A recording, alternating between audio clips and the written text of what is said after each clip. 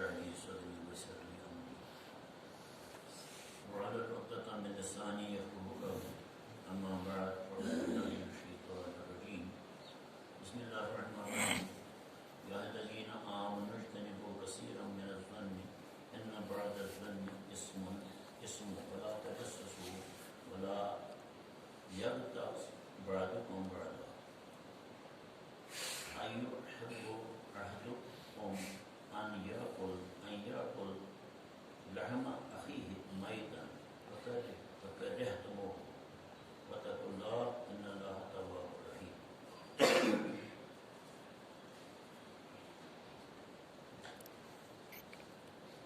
ہر کی او غیبت شعاری میں کنن خیش را از نور ناری میں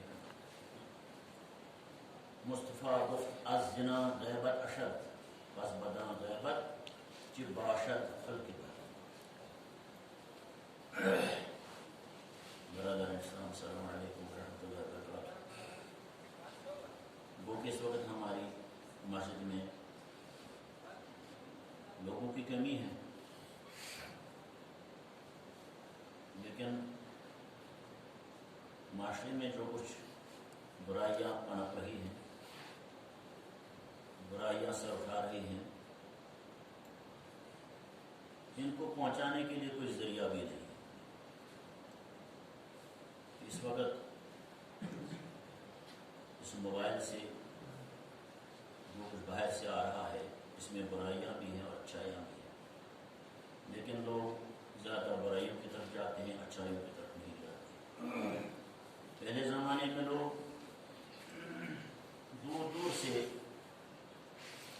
بزرگان دین کے پاس، علم والوں کے پاس، عقل والوں کے پاس نصیحتیں سننے کے لیے جایا کرتے تھے اور ان سے کچھ نصیحتیں سنتے، اپنے نفسوں کو اسی رنگ میں رکھتے تھے جو اللہ تبارک تعالیٰ نے انسان کے لیے بلندی کا راستہ رکھا ہے، اسی راہ پہ چلتے تھے. وقت گزرنے کے ساتھ ساتھ لوگوں میں دین کی نسبت سے، ایمانوں کی نسبت سے ضعف آنے لگا، کمزوری آنے لگی. ایک وجہ تو دنیاوی اس وقت کی جو چہل پہل ہے، دنیاوی ضرورتیں ہیں، ان کو حاصل کرنے کے لیے انسان کسی بھی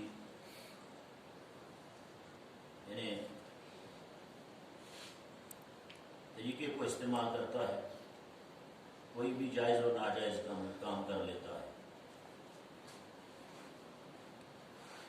مجھے کچھ لوگوں نے کہا کہ آپ معاشرے کے متعلق کچھ کہتے نہیں. میں نے اس آیہ کریمہ کو جو آپ کے سامنے تلاوت کی ہے، سورہ حجرات کی آخری آیت ہے، اس کو میں نے کئی بار یہاں تلاوت بھی کیا ہے، اس کے معنی اور مطلب بھی بتائے ہیں. لیکن بدقسمتی کی بات یہ ہے کہ جو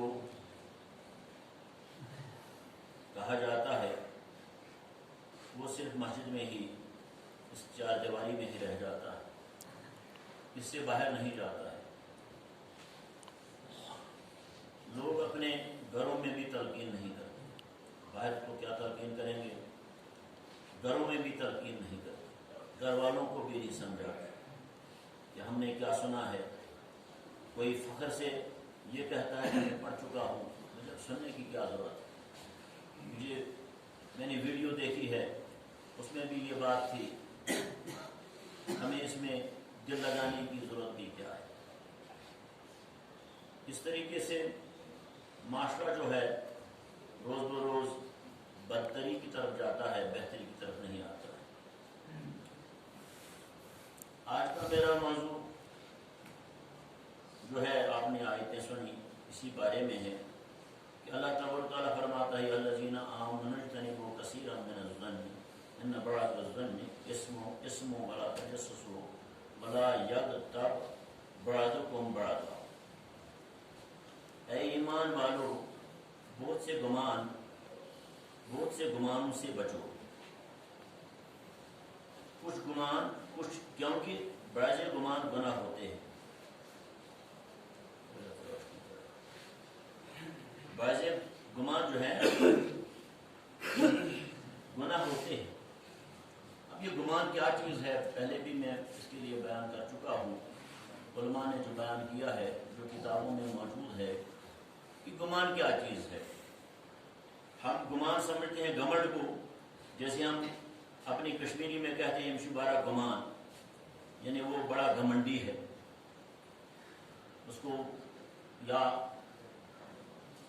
دولت پر یا علم پر یا اپنی طاقت پر بڑا گھمنڈ ہے. لیکن اللہ تبارک تعالیٰ نے فرمایا اے ایمان والو بہت سے گمان، یعنی انسان خود ہی ایک بات بنا لے دوسرے کے متعلق، یہ شخص ایسا ہوگا، یہ شخص ویسا ہوگا، اس کی یہ سوچ ہوگی، اس کی وہ سوچ ہوگی، اس کو گمان کہتے ہیں. تو اللہ تبارک تعالیٰ نے فرمایا کہ تم جو ظن رکھتے ہو، خیال رکھتے ہو، تمہیں جو اندر سے نیت میں یہ بات آتی ہے کہ فلاں آدمی ایسا ہوگا، فلاں آدمی نے ویسا کیا ہوگا، تو یہ ایسے ظن ہیں کہ اس میں سے کچھ ظن ایسے ہیں بعد الظن اسموں بڑے بڑے گناہ ہیں. ولا تجسسوا، سراغ مت لگایا کرو، کسی کی یعنی پیچھے مت پڑو، کسی کی بات مت سنو، یعنی پیٹھ پیچھے یا یعنی چگلی کے طور پہنچانے، چگلی بنانے کے لیے یا کسی کی توہ لگانے کے لیے کہ یہ آدمی کیا کرتا ہے، یہ کیا بولتا ہے، اس کو میں دوسروں تک پہنچاؤں.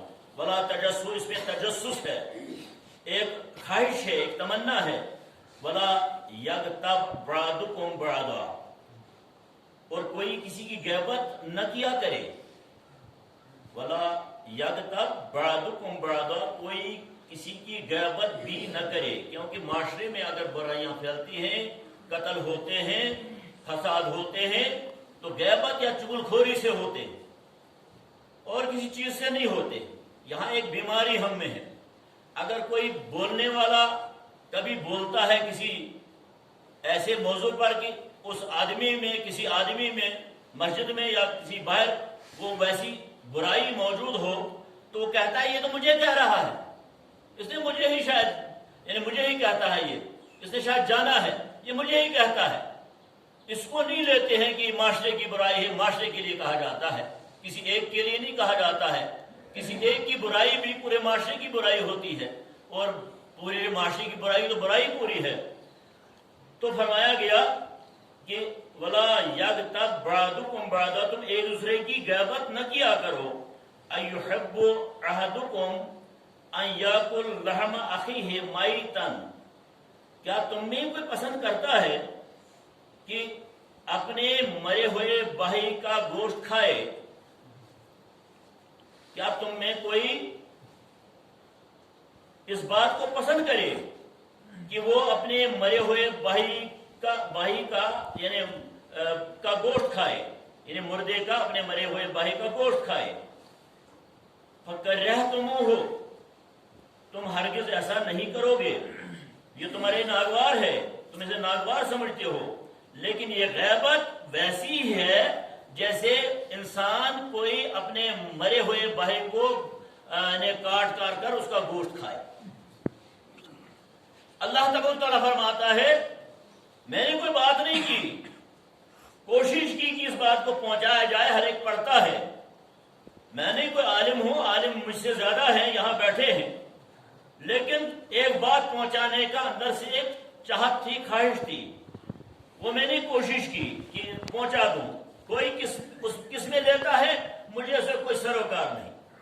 وَاتَقُوا اللَّهَ، اللہ فرماتا ہے کہ تم مجھ سے ڈرو. ان اللہ تواب الرحیم، اللہ بہت توبہ کرنے قبول کرنے والا ہے.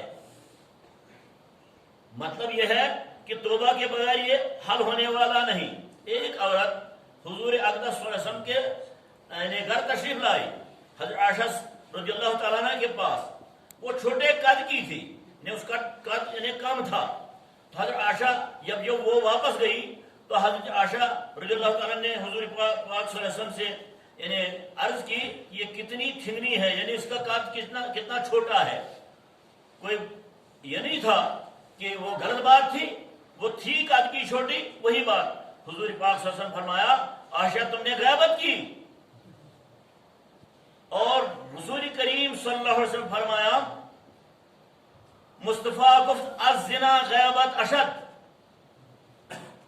حضور پاک صلی اللہ علیہ وسلم فرمایا کہ غیبت زنا سے بری بات ہے. ولا تقربوا الزنا، زنا کے قریب مت جاؤ. دوسری جگہ فرمایا کہ جب کوئی زانی زنا کا یعنی نہتا ہے، یعنی وہ غسل کرتا ہے، تو زمین اللہ سے مانگتی ہے اے اللہ مجھے یعنی حکم دے میں اس کو دھسا دوں زمین کے اندر اور 7 طبق نیچے جہنم میں پھینک دوں.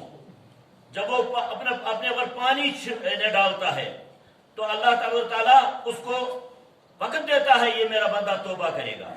اس کی توبہ تو قبول ہو جائے گی ویسے جب وہ اس کے نفس نے اس کو غلبہ کیا. ایسا نہیں ہونا چاہیے کہ نفس نے غلبہ کیا، کر گیا، گناہ کر گیا، لیکن اس کا یعنی توبہ ہو سکتی ہے، لیکن غیبت کی کوئی توبہ نہیں ہے. جب تک اس شخص سے معافی نہ مانگے جس کی اس نے غیبت کی ہو، جب تک اس سے نہ بخشوائے تب تک اس کی توبہ ہی قبول نہیں ہوتی ہے. اور توبہ جب قبول نہیں ہوتی ہے تو پھر جہنم اس کا ٹھکانہ ہے. بس بداں غیبت چباشد خلق بد. بس اندازہ کر لو کہ یہ عادت کس قدر بری عادت ہے. ہر کی وہ غیبت شعری میں کند، خیش را از نور ناری میں کند. جو کوئی دوسرے یعنی اپنے بھائی کی غیبت یا دوسرے کی غیبت کرتا ہے، ویسے اسلام کے سب بھائی ہیں. انما المؤمنون اخوۃ، سب مومن بھائی ہیں، خواہ وہ حقیقی ہیں یا وہ کلمے کے رشتے کے سے بھائی ہیں، وہ سب بھائی ہیں. تو فرمایا گیا ہے ہر کی وہ غیبت شعری میں کند، کہ جو کوئی بھائیوں کی برائی بیان کرتا ہے، غیبت کرتا ہے، پیٹھ پیچھے بات کرتا ہے، خریش را از نور ناری میں کند.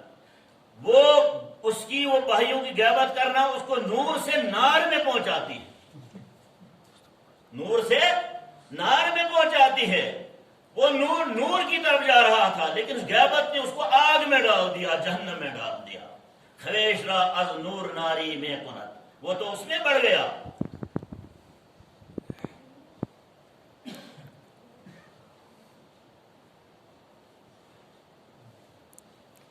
عمرو بن نیاز رحمۃ اللہ علیہ بیان کرتے ہیں کہ مدینہ طیبہ میں ایک شخص رہتا تھا. مدینہ طیبہ میں ایک شخص رہتا تھا. اس کی بہن مدینہ کے نوح میں مضافات میں باہر رہتی تھی. وہ بیمار ہو گئی. اس بھائی نے اس کی تیمارداری کی، کافی علاج کیا، کوشش کی، لیکن آخرکار وہ مر گئی. جب وہ مر گئی اس کو دفنایا گیا. پھر دفنانے کے ساتھ اس کا بھائی جو تھا قبر میں جب اترا تو اس نے ایک اشرفیوں کی تھیلی جو تھی اس کو گرنے کا اندیشہ ہوا تو اس نے ایک سائڈ پہ قبر کی یعنی سائڈ پہ رکھ دی. لیکن جب قبر بند کر لی واپس گھر آیا تو اس کو وہ اشرفی یاد آ گئی، وہ تھیلی یاد آ گئی. اس نے ایک دوست کو ساتھ دیا، قبر کو کھودا، انہیں کھولا تو وہ اپنی تھیلی جو ہے نکال لی. لیکن میں دوسری طرف تھی، فرق اس میں تھا. تو اس نے اپنے دوست سے کہا ذرا پیچھے ہٹ جاؤ. وہ جب پیچھے ہٹ گیا تو اس نے اپنی بہن کی حالت کو دیکھنے کی کوشش کی. تو اس نے دیکھا کہ وہ آگ میں جل رہی ہے. اس کو آگ کے وہ توپ پڑے ہوئے ہیں، نتنے جو ہیں ناک کے، اس سے آگ باہر آ رہی ہے، منہ سے آگ باہر آ رہی ہے. اتنی آگ سے کہ وہ ڈر گیا، خوف سے قبر بند کر لی تو واپس آ گیا. اپنی ماں سے پوچھا کہ تو بتا اس تیری بیٹی میری بہن کی کچھ حالت جب وہ زندہ تھی کیا کرتی تھی؟ تو اس نے کہا کہ وہ بیٹی آپ کی اور میری بہن آگ میں جلس رہی ہے. کیا وجہ تھی، کیا بات تھی، کیا نماز نہیں پڑھتی تھی؟ اس نے کہا نماز بھی پڑھتی تھی، روزہ بھی رکھتی تھی. پھر کہا کہ کیا عادت تھی اس کی، کس وجہ سے وہ آگ میں جل رہی ہے؟ تو اس نے کہا کہ وہ بیٹی جو تھی وہ پڑوسیوں کے دروازوں پر کان لگاتی تھی. کیا کرتی تھی؟ پڑوسیوں کے دروازوں پر کان لگاتی تھی. اندر سے جو کسی کی بات ہوتی تھی وہ دوسروں تک پہنچاتی تھی، یعنی چگل خوری کرتی تھی. اسی وجہ سے آگ میں وہ جل رہی تھی. تو اللہ تبارک تعالی اپنے بندوں پر رحم فرماتا ہے، لیکن چگل خوری جو ہے وہ بہت بڑی بری بات ہے. غیبت قرآن پاک سے اس آیت سے ثابت ہے کہ غیبت کسی کی کرنا، غیبت یہ ہوتی ہے کہ پیٹھ پیچھے اس کی بات کرنا جو اسے ناگوار ہو، اور چگل خوری یہ ہوتی ہے کہ کسی کی بات کسی تک پہنچانا. یہ ایک معاشرے میں ایک بیماری آ چکی ہے. اللہ تبارک تعالیٰ ہمیں موقع دیتا ہے.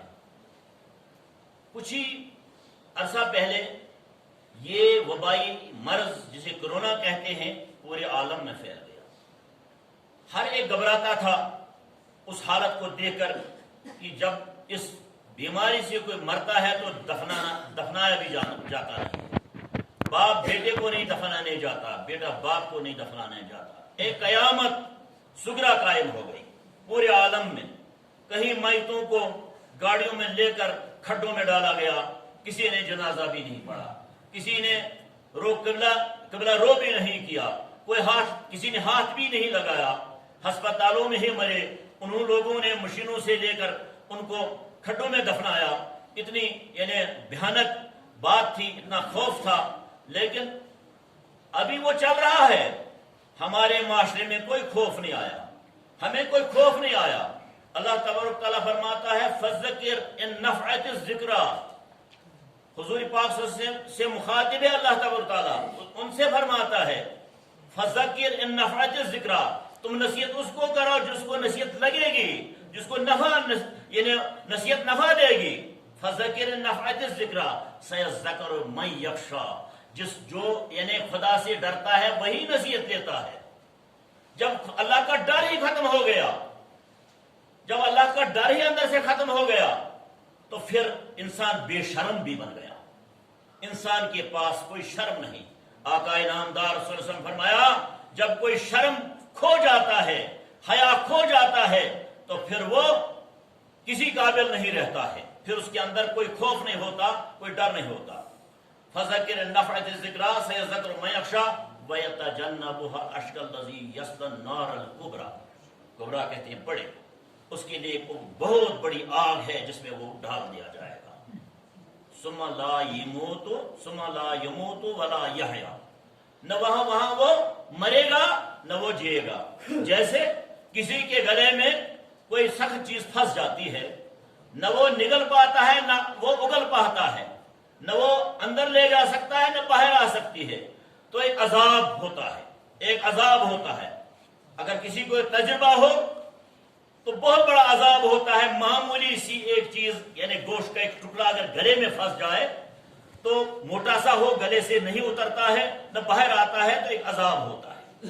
تو اللہ تبارک تعالیٰ فرماتے ہیں، مثال دیتے ہیں اللہ تبارک تعالیٰ کہ وہاں نہ وہ جیے گا نہ وہ مرے گا.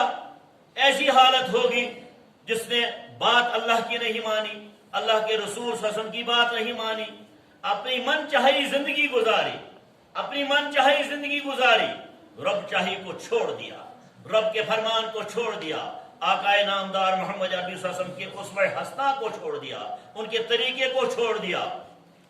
بہت بڑی بری بات ہے. آقا نامدار محمد عربی صلی اللہ علیہ وسلم کا وہ حسن اخلاق تھا جس کے لیے غیر بھی ان کے سامنے سر جھکاتے تھے اور ان کی تعریفیں کرتے تھے. اور یہ بھی روایت میں آیا کہ رسول کریم صلی اللہ علیہ وسلم جس گلی سے گزرتے تھے زمانے تک اس گلی میں خوشبو آتی رہتی تھی، مہکتی تھی، ان کے پسینے سے خوشبو آتی تھی. جب وہ انہیں سو جاتے تھے کہیں گرمی کے موسم میں تو پسینہ چلتا تھا، لوگ چھوٹی چھوٹی بوتلیں لے کر آ کر ان کے پسینے کو جمع کرتے تھے. اپنے انہیں عطر سے بھی زیادہ معطر تھی. لیکن اس آقا نامدار محمد عربی صلی اللہ علیہ وسلم کا اخلاق جس نے غیروں کو متوجہ کیا جس نے غیروں کو مجبور کیا. روایت ہے، موجود ہے کہ ایک عورت ان کی راہ میں کانٹے بچھاتی تھی اور گندگی ڈالتی تھی. ایک روز وہ باہر نہیں آئی تو سوچا شاید کہیں گئی ہو، حضور پاک صلی اللہ علیہ وسلم کا وہ راستہ تھا، کہیں گئی ہو.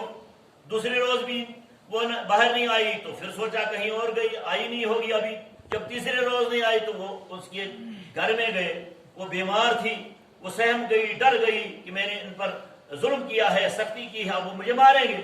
نے کہا کہ دیدی ایسی کوئی بات نہیں ہے، بڑی اماں کوئی بات ایسی نہیں، بہن کوئی ایسی بات نہیں، میں تیری دوائی کے لیے آیا ہوں. تجھے اگر کوئی تکلیف ہے میں دوائی لاؤں گا تیرے لیے. اگر کوئی اور تیری ضرورت ہے میں وہ ضرورت پوری کرنے کے لیے آیا ہوں. میں تیرے لیے کوئی ظلم کرنے نہیں آیا ہوں، میں ظلم کرنے نہیں آیا ہوں. اس نے حیرت سے کہا کہ محمد تم مجھے کہتے ہو، تم مجھے امان دیتے ہو، میں نے تو ظلم کیا تھا، میں نے تو تم کو تکلیف دی تھی، آج تم مجھ پر اتنے مہربان ہو. یہ محمد عربی صلی اللہ علیہ وسلم کا اخلاق عظیم ہے، خلق عظیم ہے. ہم بھول گئے ان باتوں کو. لقد کان لکم فی رسول اللہ اسوۃ حسنہ. اللہ نے فرمایا اس میرے محبوب حضرت محمد عربی صلی اللہ علیہ وسلم کا طریقہ سب سے افضل طریقہ ہے، سب سے افضل اخلاق ہے، اس کو اپناؤ. لقد کان لکم، اس یہ تمہارے لیے بہتر ہے. ان کا اسوہ حسنہ، ان کا طریقہ زندگی، ان کی باتیں، ان کا سب کچھ تمہارے لیے ایک یعنی مشعل راہ ہے، تمہارے لیے ایک یعنی وہ روشن چیز ہے، تم اس کو اپناؤ. ہم نے کہا ہم تو اپنی سی زندگی بسر کریں گے. کوئی اکڑ کی علم کی اکڑ میں ہے، کوئی دولت کی اکڑ میں ہے، کوئی گاڑی کی اکڑ میں ہے، کوئی بلڈنگ کی اکڑ میں ہے، کوئی یعنی بڑے سے کھیت، بڑے سے یعنی زمینداری کی اکڑ میں ہے. ہر ایک کے پاس کوئی اکڑ موجود ہے. یہ اکڑ جو ہے اللہ تبارک و تعالیٰ کو یہ ہرگز پسند نہیں ہے. اللہ تبارک و تعالیٰ فرمایا وَعَبَادَ الرَّحْمَنِ الَّذِي يَمْشُونَ عَلَى الْأَرْضِ هُونًا إِذَا خَاطَبَهُمُ الْجَاهِلُونَ قَالُوا سَلَامًا. اللہ کے جو بندے ہیں، رحمان کے جو بندے ہیں، وہ زمین پر آہستہ آہستہ چلتے ہیں. وہ زمین پر آہستہ آہستہ چلتے ہیں، کہیں اکڑ یعنی ان سے ظاہر نہ ہو، ان کے سے کوئی تکبر کی شے ظاہر نہ ہو. وہ زمین پر زور سے پاؤں نہیں ڈالتے، کیونکہ زمین نے سب کو نگل دیا. زمین اب بھی موجود ہے، آدم سے پہلے موجود تھی، قیامت تک موجود ہے. اس نے سب کو کھا لیا، اس کو کوئی نہیں کھا سکا. ایک بادشاہ ہے، اس کا نام محمود ہے. ایک